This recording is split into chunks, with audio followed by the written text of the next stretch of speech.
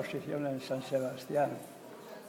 Esta característica aparece aquí, el caserío de Checho, en primer término es Checho, es el paseo en donde solíamos jugar nosotros en el centro católico, aparecía en el centro católico, y esto es de la herrería de Herrero.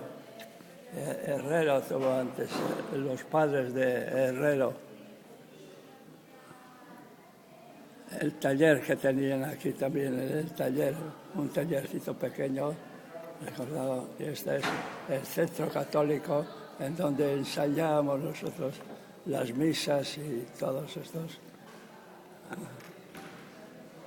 Esto es para recordar. Este es el cuadro que... Es el cuadro que vendí, el primer cuadro que se vendió en San Sebastián. En San Sebastián. Fue un futbolista conocido de San Sebastián que había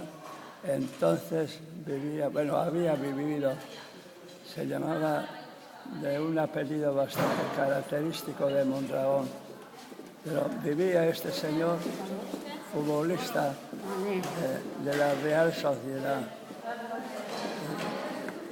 Y le recordó enseguida el pasaje este, por lo de Checho que era, y después este era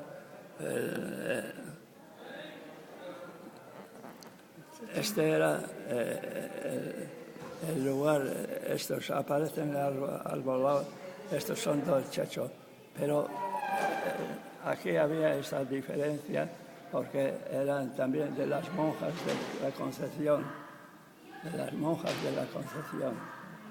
Aparecen aquí los de la casa